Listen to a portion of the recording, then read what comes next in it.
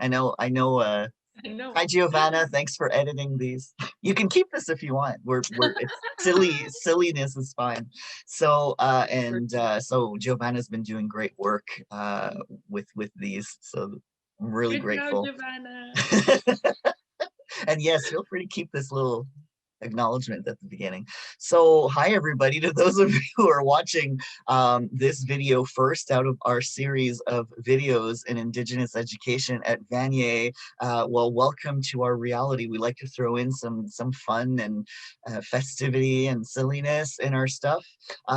So for those of you, like I said, who maybe this is your first video and you aren't aware that there's a whole series, I'll just take a minute to explain what we're doing here. Basically, the premise of these videos is to help demystify the idea of Indigenous education, indigenizing our curricula for people who maybe have never been to any of our workshops or other activities, or people who've been coming sometimes for a few years, but who are still feeling too intimidated to start. And there are a lot of legitimate reasons why people are afraid to start doing things. So we thought it would be nice to bring in a variety of voices from educators at Vanier who've been doing stuff in their courses. Some people have been just starting with some little things. Other people have been doing this for a while, so they've managed to do quite a few things. And so hopefully this will kind of help you see that, you know what, you can just start and it's okay, and you might make mistakes, but you'll learn from them, and that's all part of the process. And there are people that you can talk to as well to kind of hash things out. And so really this is all meant to encourage you and support you, and to hopefully these videos give you some ideas as well of things you can look at, little things you can try, and also people at Vanier that you can talk to. I'm always there, but all these fine folks are people who love to talk about this stuff. So I'm volunteering them to be available for people who want to write and learn a little bit more about what they said. And then they can set their own boundaries around their time and stuff like that. So what I invite you to do then, if you're new to this series, is go back to the beginning of the playlist. There's a little introduction that's a little bit more in depth about what the series is about. And then you'll see some interviews and also some informative videos that I've put together on things like vocabulary, some sample lesson plans and things like that. And more will be added throughout the years, hopefully. So today I'm super happy to introduce Joliane Allaire, who teaches in Humanities at Vanier. And we've crossed paths a few times over the years, even outside of this program. And Joliane, what I really like about Joliane is she's always really enthused and excited and passionate about things that she takes on. I've kind of seen her, you know, try new things like, okay, we'll bring in this guest speaker and try this thing, see what happens. And I really love that attitude and the excitement and enthusiasm that you bring to it as well. And I've also heard people say some cool things about you, about your pedagogy in general, like things around using social media and Ah, encouraging students to use this for good purposes and stuff like that. So I feel like you've got this really exploratory and innovative mindset, which is really exciting to me to meet people like that. So I'm happy that we get to connect a little bit outside of a workshop context, so I can learn a little bit more from you. And I also, so when you started coming to our workshops, Joliane, I got the impression that, and from conversations before that, I got the impression that for some time you had already been starting to do things specifically to kind of bring in Indigenous views and content into your courses. So this wasn't new to you, and perhaps I'm hoping that the workshops maybe helped you find new ways to do it, but you were already doing some of this. So I guess my first question for you then is, you know, to learn a little bit more about, like, over the years, what kinds of, like, how have you incorporated Indigenous content into your courses? And if you want to talk about it a bit more generally and give a couple of examples, that would be great. okay, good, nice. I'm very happy to be doing this too. It's very interesting because it really started when I did my master. I did a master at Concordia in a multidisciplinary program, and the different disciplines it was applied human science, which is a program at Concordia that really explores all kinds of different pedagogies. I mean, the classrooms are all open; they don't have necessarily desks. So that was like, so applied human science was one of the inspiration. Then I did theater, a lot of theater, theater of the Mm, oppressed, okay. critical pedagogy, and my thesis was about using theater both in pedagogy and in intervention community work. So I was always very impressed and fascinated by different types of pedagogy. And I always wanted to explode the way the Western world, and I love it. I love it. So I had the chance to have, I was like a TA, for example, in a lot of the theater department at Concordia also. So that too, like this is a lot of games and a lot of activity. And so I was teaching a class at Concordia, because I taught a few classes at Concordia, and I was teaching play adult learning, no play, yeah, play and adult learning, play adult learning and development. And the Okay. whole thing was about playing, and I would play with students all the time, and we would have lectures and stuff, but we would do like things that would last 30 to 40 minutes. And the idea was to use this for the student different ways. So all the idea of listening to the students, switching, like me not taking as much authority. I'm a very flexible teacher, sometimes too much. Like I have to structure a bit more, and I'm learning how to structure and organize. But I really love to explode the whole thing.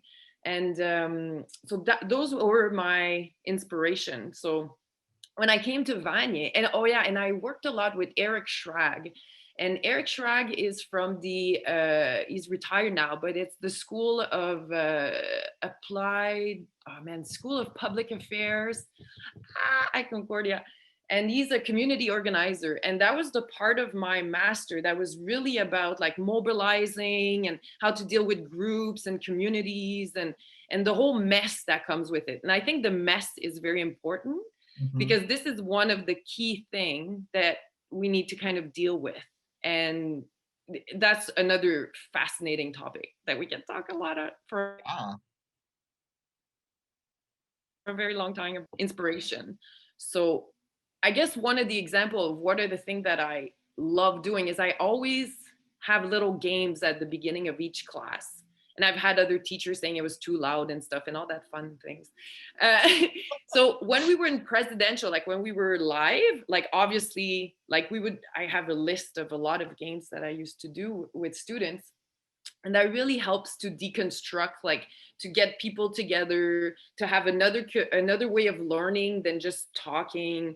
they Hmm. they suddenly have a common experience of doing something silly, like I don't know, there's like just games. And so so that's really that helps a lot too, to kind of that's a part of the Indigenous pedagogy that I like, which Hmm. tackles like different aspect of human experience.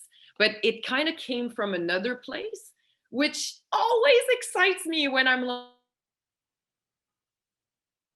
like, oh my God, I've learned it's the same thing. So it just gives so much support on how important. And so yeah, so this is a bit my background and where I'm from. So I've done a lot of workshops and theater stuff. So I'm very comfortable with groups that are not sitting down. Hmm. Yeah. Yeah. So did you want to have some examples? You said more concrete Well, like, examples? well, so you're going more into like pedagogy, so we can, that's great. We can follow that and talk about specific content later. But so what I'm hearing is that you already incorporate a lot of playfulness and play and kind of, just giving them that sense of commonality. And it reminds me a little bit about the emphasis of like a lot of our Indigenous facilitators uh talk about, like, for example, storytelling. And definitely I feel like storytelling, and you talked about theater and playing, they're very connected things, right? Because they act on us at the symbolic level and the emotional level and all these things. So I'm really seeing how this could be tied in. But yeah, if you have an example of how you've used that pedagogical approach specifically with have you been able to do it with Indigenous content, or is and it's not necessarily, right, because we can use Indigenous inspired pedagogies to teach all kinds of things. So if you can give an example or two of either if you've used this kind of approach with Indigenous content or any kind of content, but where you were kind of talking with students about things coming from an Indigenous perspective, or if there's any of those examples you could give, that would be great. Okay, like I guess the first one that comes to mind, and I know it's been mentioned before, is the blanket exercise. Yeah. Like I I'm excited to find a way to include it more and live it more, but that's a very, very good example of using the body and using Mhm. to and movement to really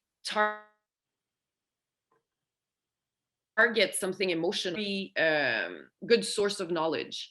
So the Mhm. blanket exercise would be one, but more like in like I think like my favorite assignment ever, and I think that's the one that I tried to target about Indigenous pedagogy. It's really so it's the main assignment in my 101. It's how do we learn. So at the beginning of the semester, I asked the student to pick something they want to learn, and this is the key. Anything.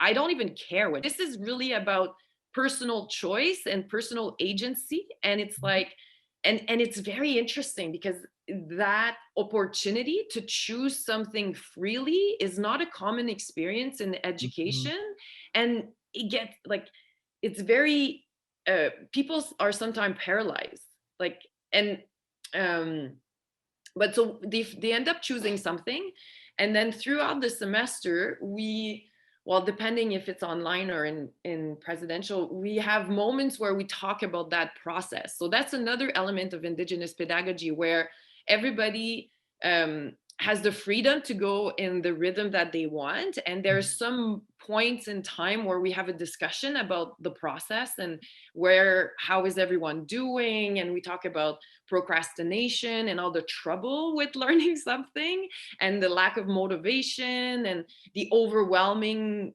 circumstances in which we live. We actually take the time to learn something you really want. um, and then so there's a kind of a personal process and a community process, and I think that's really important also, and it's another element of Indigenous pedagogy that I found, like, so it's the individual and the community, you Mhm. know. So we have moments where we discuss about that, and at the end, so, and the essay they have to write about it is an analysis of their learning process. So that's super cool because it's actually useful.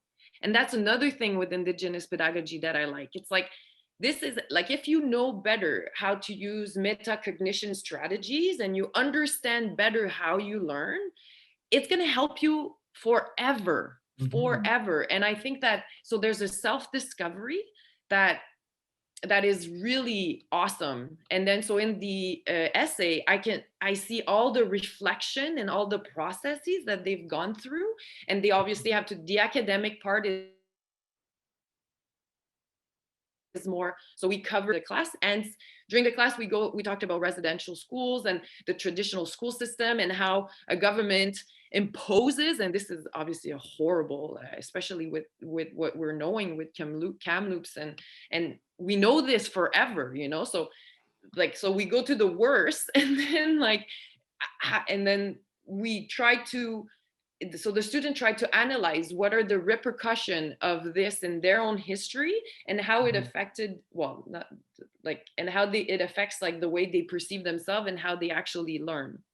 We also go through learning strategies, and so I tried to make it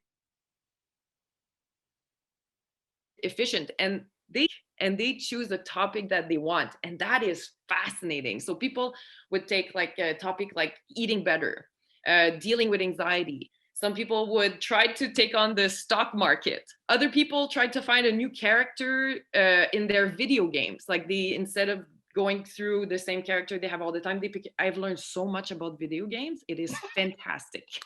Anyway, and then at the end they present their process to the class. Amazing presentations, because people are, first of all, students learn about all kinds of things. Some people have decided to learn how to budget, And one of my students from previous semester was able during the semester to collect enough monies to go on a trip Nice. for, so it's like real things. And I Ah. think that's what, like, yeah, that's what makes it. And I obviously talk about Indigenous pedagogy as we do this, because as I mentioned, Mhm. there's so many aspects. um and yeah, so this is my favorite thing, because all these little details, you don't, it doesn't need to be the, like, don't need to do this for a big project. Like, all these little aspects can be used in small assignments or Ah. small experiences in the Mhm. classroom without having, so they can just have a recollection. So what have you learned in your life that you're most proud of? Mhm. And then you think about it and you're like, oh, and then how did you learn that? Who helped you learn that? What did you need as Mhm. circumstances so that you were able to learn that? And then when you start listing this, you're like, well, so maybe you're interested in, so it gives a perspective of oneself, and a lived experience and a shared experience. So I love it. Wow, that I'm really enjoying this because first of all, I'm learning about a course that you give that I didn't know about. Mhm. And I love uh talking to my students about the process of learning.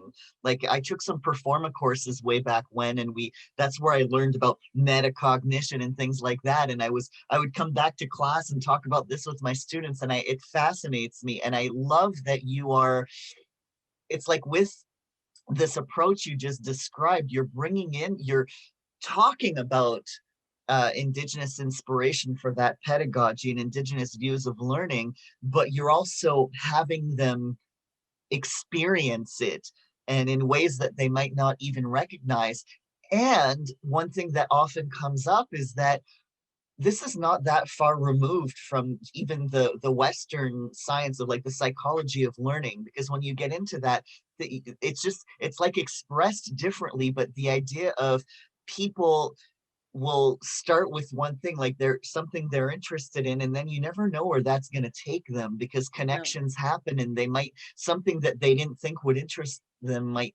So I find that, and it makes me think too of, I've spent time in EUEC with EU, sometimes known as Cree, and what was often shared with me from the perspectives of elders is that traditional learning would not be like a top-down thing. Elders would kind of, and young people would like watch and learn, try things, and elders, parents, whoever would let them learn on their own without this kind of verbal instruction, Mhm. because there's this belief in the autonomy of the person. And that's coming Yeah. across.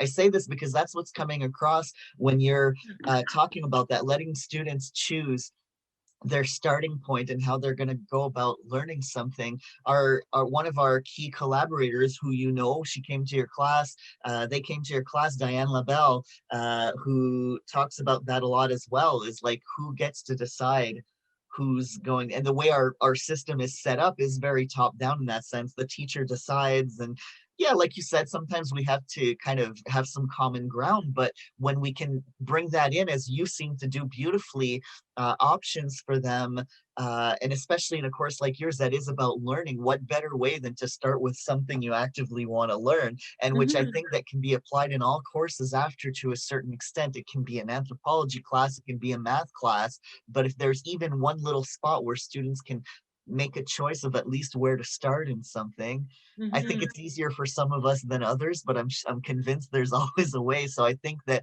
what you're doing can really be inspiring to people in all disciplines, because even if they can just do a little bit of that I think that's really beautiful, and the students must Mhm. really enjoy it. I'd love to take your course, and you're also the content, like you said, and this Yeah, residential schools is a really good example, because yeah, when you talk about that, like it is beyond the stuff we know about the abuse and the just yeah, ripping people from their families. There is that whole imposition of a whole other yeah, way of learning, yeah, which, so yeah, yeah. that's But just to awesome. continue on with what you're saying about Diane Labelle, and I think I can make even a connection with in another video is like the importance of guest speakers, like the Mhm. importance Yeah. of having people that is not you, which is always fun for students. Yeah. They suddenly get, it's like children, they suddenly are all proper and proper Yeah. behavior and they're like all excited. So guest speakers are awesome. And we did to segue and to talk a little bit about the messiness, because I think that it's an important topic. Mhm. So we were talking, me and Zian, and I invited her to do a presentation, and I wanted to do a 5% assignment. So this is good because it's a very simple thing. You don't need to change, just 5%. And then so I talked with Zian, and we decided that she'd come and talk about the Cabot Square and what was going on over there. And so it allowed us to understand the reality of Indigenous communities in the city. And it's something also connected with students because we all live in this, well, around the city, we go to the city, and it's something people see. And so, and we were talking about that, and Zian said, okay, like let's try it. And then we're just gonna do for this 5% assignment. I'm just gonna not, like, I had some ideas, but I'm just gonna say like what, it was a mess. It was beautiful. Everything happened the way it's supposed to be. So Zian comes, she does her ta-na-na. Oh no, before she came, I started talking about this idea of the 5%. And then I mentioned that to the student, and nobody knows what to do. They have no clue. They're like, what do you mean we have to choose? Like, can we choose not to do it? Which could almost be an option. Like, I'm very flexible, but obviously they don't really want to do nothing, Yeah. actually. Yeah. Anyway, some Yeah. of them do. But anyways, but it's like nobody knows what to do. So then you tackle on this mess. So we've taught students to shut up and listen to what the teacher say and do as the teacher says. Yeah. And then sometimes I had to even change my guidelines because some people were like, is it okay if I do 1,100 words? Or, and the questions are so specific. I'm like, man, like, go do, like, don't be stuck in this structure. But we really, really taught them to do that. If Oh, you want to have a good grade, listen to and apply every single guidelines and every single directive, and you'll have a good grade. So when there's a lot of freedom, everybody is very anxious, is a bit panicking. Like they're like, what do you mean? Like, what am I supposed to do? And it's very hard to understand. So I have to say it a lot. I have to acknowledge the mess. I'm like, listen, students, it's gonna be messy. We don't know where we're going. We're gonna tackle on some anxiety and some stress and some uncertainty, but this is part of the learning. oh. And then so there, we decided on a certain criteria. So we wanted to do something common, meaning that everybody had to do something for everybody to have 5 on 5. So a group thing instead of an individual thing, a communal thing instead of an individual thing. Um, so then, so then suddenly there's like a few students who have different small ideas, and we wanted to have to do something concrete, but we're in a pandemic, so a Mm. lot of students said maybe oh no, at that point we said let's leave it at that and ask Diane, because we also want to have the whole thing of listening to what people need instead of imposing. So like, okay, we want to do something for Indigenous people in the city, but who are we to make the decision of what they need? So after we talked about that messy process, Diane came and then she talked about her thing, and then she mentioned the same thing about the messiness and stuff, and then she gave some indication. So first of all, we talked about the different community organizations that work at Cabot Square. So we talked about Nakuset and the Native Women Shelter, and Diane was like, well, maybe we can call them and see what they want and what they need. So there's like one student, oh, okay, I'll do it. And then, okay, she'll do it. And then another student said, and then because of the pandemic and because it was 5%, we decided to do something online where we could at least share the information. And we're like, there was 2 sections of the class that did that. So we were like about 70 people. We're like, well, if 70 people share something on their social media, we don't know what's going to happen. Like, it might not change the world, but at least every friend of these 70 people will have indication. And so that's what we kind of decided to do. And then so this other student decided to do a flyer with like that we could share on social media. And then this other one, and then so it's not that many students that actually step up, but it doesn't matter. And that's the important thing. They have to go, like, respecting this is fundamental. So the super anxious people who are freaking out needs to have their space and be like, don't worry, it's 5%. I understand where you come from. This is, just go through the process and you'll have gone through it, even just witnessing it. But other students are really excited and like really get motivated. And that excitement touches other people. And so that's what we decided to do. And oh yeah, so another thing that they did is that they, on Teams, they went to search for all kinds of information about the community. So all the community organization, I said everybody has to give one piece of information, either community organization, either a piece of history, either a list of Indigenous activists, such as Autumn Peltier, for example. And so we made this list, and it was nice because in the end we had a long list. And I was like, this is up to you. Form is just to follow those on your Instagram and Facebook. You do nothing, you scroll that thing anyway. So if you start following different things that are different than just your friend's new lipstick, then you'll get all kinds of information. And that really was cool because I'm not testing who they're following on their social media. This is a really ownership where, I don't know, you decide what you want to do. And then, so that also is some freedom. So, what happened? So then I just keep track of who participates, who shared information, who did extra work. And I just kind of compile this. And then at a certain point, there was all kinds of people that did not do the work, and then I'm like, okay, so sometimes we're not doing so well and we cannot do everything. So if you have more energy, maybe you can do more, and then that will compensate for the people who did not do anything. So it's not in, like, I say, we're not going to look at that as, just say at this moment, maybe they're not able to do so, and we'll do the generous gesture. And then one time what I'm asking them, those who did not do, is that to just pass on the favor whenever, however. And then that was that. And then the participation was nice, and then after, we're like, okay, so we decided, they called the shelter, they made a list of what they needed. Another student looked at, already posted that they already that the community organization had already posted about what they needed. And then that was that. And they were, some people said, we went through all the t-shirt for my dad and we made a big box and they brought it to the center.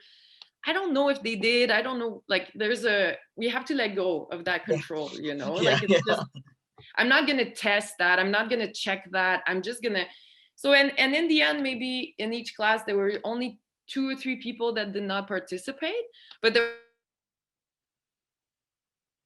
was so much other people. Everybody had their 5-on-5, and we sent a bunch of information in the universe. And so, but yeah, so it's super fun. You have to let go of control. It doesn't have to be, and 5% is fun, it's not that involvement, and it doesn't really matter, but the experience is cool. And students have come back and said, it was nice that we actually did something concrete and a lot of people changed their mind about Indigenous people in the community because of that presentation. And so yeah, that's another little activity with all the messiness that comes with it. And when you mention to the student that it's going to be messy, it eases the pain. And yeah, you're acknowledging it so they don't feel like they're the only one who's feeling overwhelmed and confused. It's a common thing, including for the teacher. Yes,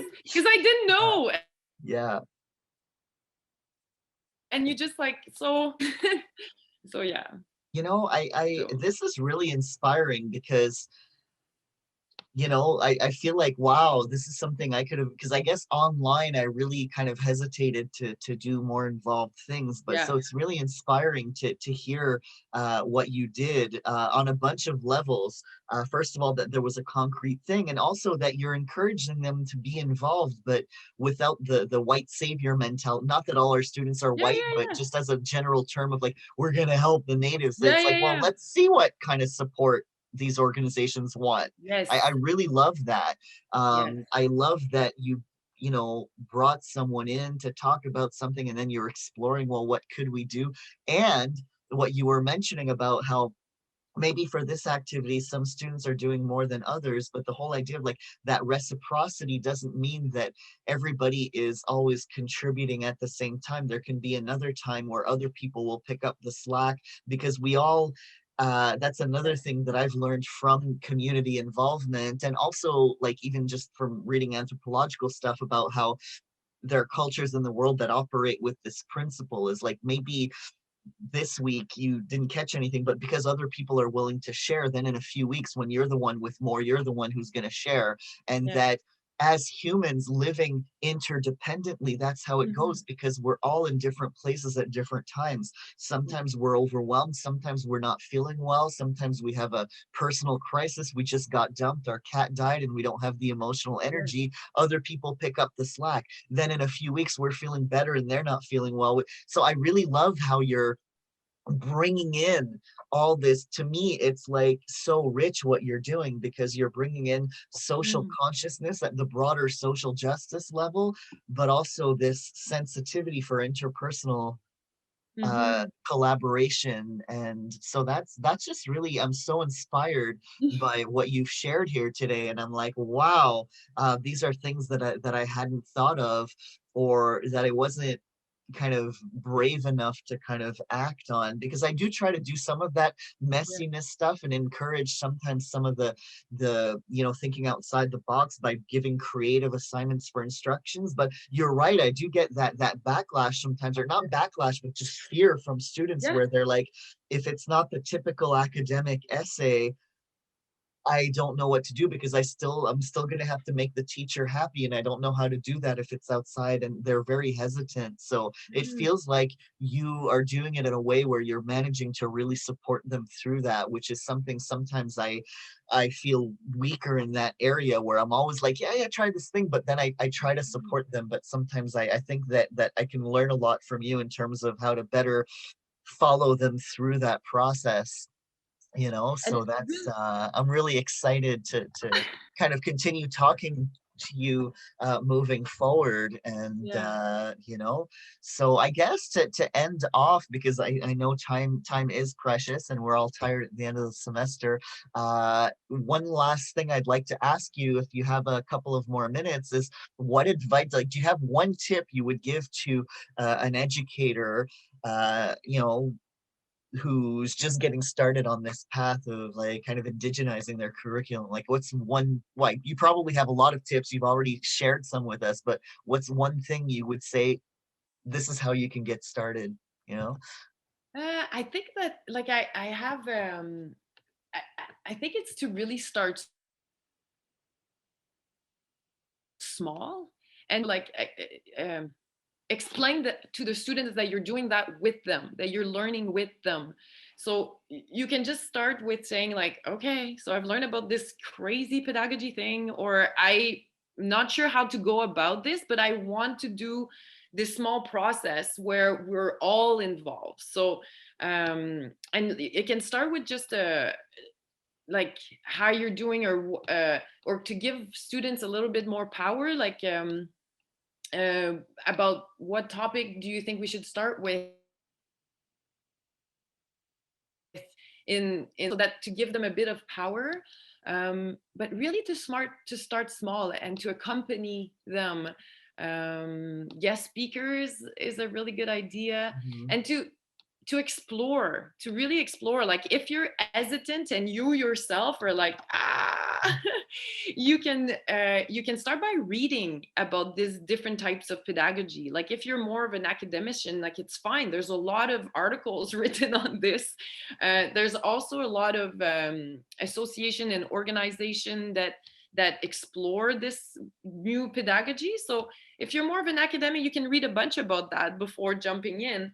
But really start small and with the things that you're most comfortable with. Sometimes it's to ask students when do they want their breaks, or do we don't have a break, and you make them vote on this. And it's just these little things that, or maybe an assignment, you allow them to choose if they want to work alone or in a partner, or they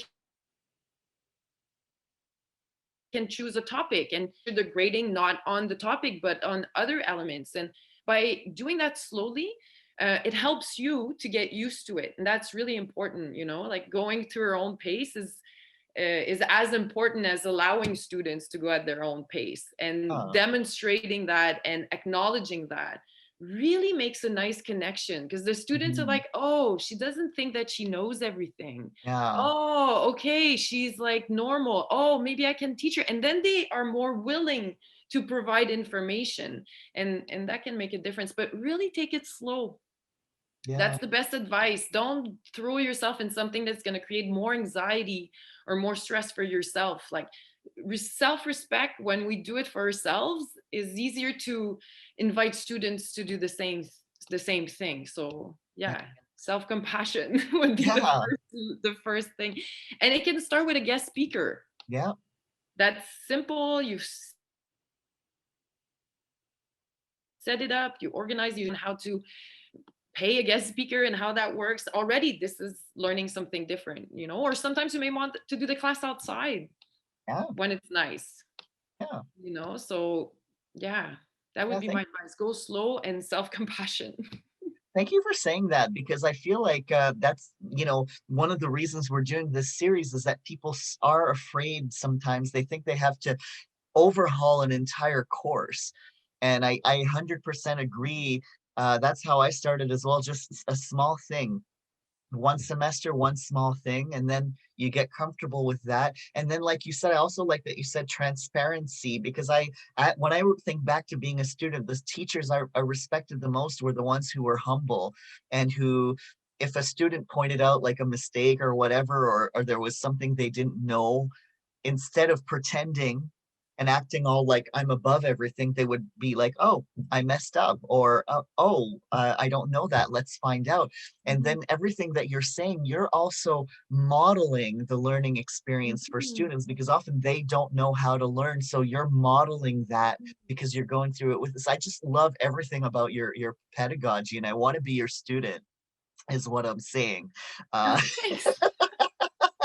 Oh, thanks. Come. I I always tell my students at the beginning of the I tell my student at the beginning of the class, like for the game part, you can invite someone. Like if you want yeah, to come, I invite teachers to come to the class and yeah, observe like the games. I think we're gonna go one day. We'll be back at yeah. Vanier, Well, and apparently in the fall. yeah, Yeah, so yeah, so you're welcome. You can yeah. come. You're I invited. love That's great. I love doing that too. I'm really looking forward. I think there's more and more people who are into these collaborative approaches because I think, as again, bringing up Diane again, Yeah. is Diane's always reminding us to break the silos. And I think that Yeah. there's so much we can do together, like between our classes, whether we do things asynchronously or in the like if the classes are at the same time. There's so much potential if we start working with each Mhm. other. And I think that can feed into a lot of what you're saying. Hey, let's try this. Let's just try. And what I like too about that experimental approach, and when you're transparent about it, it's like, let's try. And if it doesn't go the way that you think it was going to, there's still learning happening. It's like, what did we learn from this? How could we do it next time? Because I know that for myself, anytime like over the years that I've been teaching, I have tweaked when I was just starting a new kind of in-class activity and I'd get feedback from students, how did that go? What would you suggest as improvements? And I've improved some activities that I've been using for over 10 years were improved year by year thanks to student feedback, This is so so brilliant. This is one of the things that is something else that teachers can start doing, is really asking for feedback. How yeah, about this assignment? How can it be changed? Is there something that I've missed? Like what else can yeah, we include in this? How did that go for you? And yeah, it's true, they are the one going through it, yeah, and they are aware wealth of information you, they will let you know. And this reciprocity really, really, and if we talk about efficiency of learning, when Yeah, that reciprocity is there, yeah. it makes a big difference. Yeah, Yeah, it's really great. So yeah. wow, I'm so glad that you agreed to come and do this. I mean, I've learned a lot, and I think that this really adds to the richness of these ongoing conversations that have been happening. And you know, I'm looking forward to continuing to kind of see you in workshops and work with you, and like when things are fully open again, like exploring collaborations we could have between our classes. I think we could have a lot of fun. And yeah, so I Yeah. really And actually, appreciate. like there's Sorry? the videos that you've done on YouTube are, can we use them for students? Sure, they're publicly available. Because that So is something else that, like, the first video that you did with the land acknowledgement is wonderful. I think oh, like I thank you. could not have explained it better, and I think that I'm gonna give up trying, and I might just show what you did. So what you've done is another in that series, and a good, very good place to start for teachers. So Thank you. I mean, I do have one that I've used. I can post it in this series as well, is the one that I used in my, since we were online this last year, what I used, but definitely things will keep getting added. And I was thinking mhm. of doing one that was devoted to talking about land acknowledgements, because that's a frequent question that Yeah, people have. How do I get started on that? yeah. And sometimes people think that they have to kind of read one, and I'm like, you can do it just spontaneously. But anyway, that's another topic. I really appreciate your time today. Again, I know it's early June. Uh, Marks are due today. Some people have last minute marking to do. We're all tired. So I really appreciate that you took some time. I hope it was as fun for you as it was for me, because this is always very exciting things to talk about. And I wish you a fantastic summer. Thank you. And I look forward to chatting more in the fall. And to those of you watching, like I said, we have a whole series of these. If you enjoyed this chat with Joliane, I encourage you to go look at some of the others. A lot of our colleagues have some really exciting stuff to talk about from a variety of disciplines, and we're all in this together. And if you are watching this and saying, hey, I got something to say too, write to me down in the description. You'll find my email address, and you too can have a little chat like this and share what your experiences have been, even if it's just that one small thing that you've started doing or are planning to do and you want to process it live on YouTube. So thanks again, Joliane, and we'll see you in the fall.